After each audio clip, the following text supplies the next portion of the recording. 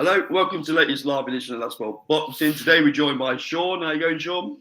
Yeah, all good, thanks, mate. Yourself? Yeah, busy week for boxing, right? A few announcements that we're going to get into. So, first one, Tyson Fury returns, interestingly, on Netflix rather than DAZN. All permutations about Frank Warren's deal with DAZN. What does that mean for that, etc. But his opponent's Makhmudov, obviously who went with Dave Allen over 12 rounds. Give us your thought on level of opponent. Is it a contest? Is it going to be competitive? And then we'll finish off with a Netflix saga. Over to you, Sean. Yeah, I mean, to be fair, it isn't a bad opponent, I don't think. It's someone that's fairly well known over here. It's obviously in the UK as well, the fight. So, very sort of decent level of opponent. It's not anything to shout home about, but given what he would have 18 months out the ring by the time that he fights, it's Tailor-made not for a bad fight. Tyson. Tailor-made for Tyson. You know, he's not going to have to go looking for him. He's a little bit robotic, isn't he? He's not the most fluid of fighter. So he's almost tailor-made for Tyson, in my view. Yeah, I agree. Although it'd be interesting to see what Tyson's got left, because I know a lot of people when they debate him against AJ, often they say AJ's the one that's short and not got a lot left. I, on the contrary, think the other way round. I don't think Tyson's got a lot left at all. So I wouldn't be surprised if it's a sort of laboured points win for him in this fight. Yeah, as you're aware, I'm a massive Tyson Fury fan. But I agree. I think he's going to be one of them who can't leave the sport alone. I'm not going to put him in the league with Danny Williams because he went on forever and ever. I'm not even talking about levels before people start messaging me on Twitter. But what I am talking about is I worry that even when he's got nothing left, he won't be able to leave the sport alone because of what it gives him, right? Yeah, I agree, and that's the unfortunate thing about the sport, isn't it? We've seen it time and time again. You mentioned Danny Williams there, and I don't know if you saw the story that I think it was reported a couple of weeks ago. He got knocked out in a nightclub in a boxing fight in a sort of gym in Essex just before Christmas, and I think he's 56 or 54. So it's really sad, and I think something has to be done to put things in place where they can sort of help boxers after they finish. I mean, I agree. We've seen it time and time again.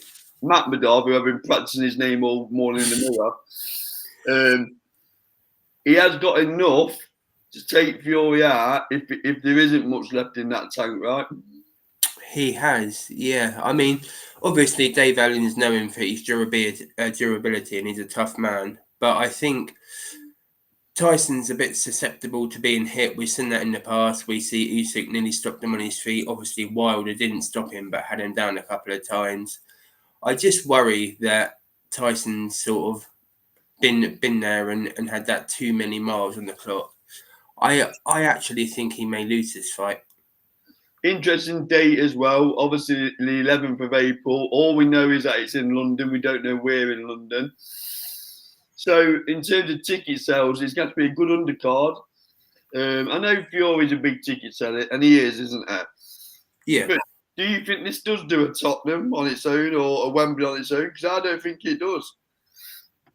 No, I mean, I'm sure we'll go into it in a future video, but obviously they just announced Chisora and Wilder, and that's what 2 weeks, 10 days before. Yeah. I mean, I know sort of London's a capital city and it attracts people anyway, but even that's a big art having such two big characters and big shows in quick succession. And also, Sean, it's around. I know you haven't got kids, but I have, so I have to take these things into consideration. It's in and around the Easter break as well, in and around it. So a lot of people will be jetting off or driving off. So that sounds silly to mention, but it is a factor, right? Yeah, definitely, absolutely, and I think people just sort of see that time of year as it's good weather. Let's put a show in the stadium. We've seen it in the past. I think it was years and years ago they tried Gavin McDonald in Doncaster over Easter, and it bombed. So yeah, they're going to have something special. Is it a ring card, the Tyson fight? I believe it is a ring card. Yeah. Yeah, so they've obviously got the advantages of Netflix, Turkey behind him, so they've certainly got money to put a decent card on. Yeah, I just wonder. I do wonder about his broadcast picture. I'm not going to go into Snipes, this will be another video, but you got Turkey Alashake, who allegedly owns a percentage of the zone. Now he's putting on Netflix shows as well. So it's a very fragmented piece of broadcasting piece at the minute, isn't it? You know, for fighters, because we're having shows pop up on all platforms everywhere. Yeah, I can see. Well, I can foresee coming a big sort of divorce, if you're not, if you want to use that term, between Turkey, Eddie, and Frank. I can see it all falling apart. You know, just looking in interviews this week, Turkey, Frank never references Your Excellency. He just calls it the ring guy. So obviously things brewing in the background there. So yeah, I think it may all come crashing down on them both soon. I didn't even mention super boxing that are part of Paramount Plus. So when I say it's fragmented, it really is a fragmented piece, isn't it? Yeah, and Sky seemingly looking to get back in there. Obviously, they haven't got the fight we thought they may have, but still they're looking to get back in the sport this year. So yeah, I mean we've gone from not having enough broadcasters and not getting the fights we wanted to having too many broadcasters, too many subscriptions, and everything being too not much. necessarily the fight, Sean. A lot of fighters are being stagnated at the minute, right? We're not getting the influx of mega fights like we did do a couple of years ago, are we? Yeah, and that slightly goes back to my point earlier between Turkey, Eddie, and Frank. You know, everything was rosy and merry in the garden when it first began, but I think now we've seen what Turkey's trying to do, where he's trying to sort of control boxing and everyone, not necessarily suit people's agendas, and I think then we'll see things go back to what they was like sort of 4 or 5 years ago. So anyway, back to Fury versus Makhmudov. There we go. So you've got a pound in your pocket. You're booking a hotel. I mean, you'd never get a hotel for a pound in London, but just working on a Saturday morning. You've got to pick an hotel closest to a stadium. Which stadium would you think this lands in, Sean?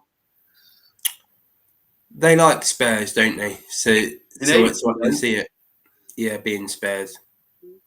I think that it's a challenge into having a football stadium that soon after the season. I'm going to go Wembley.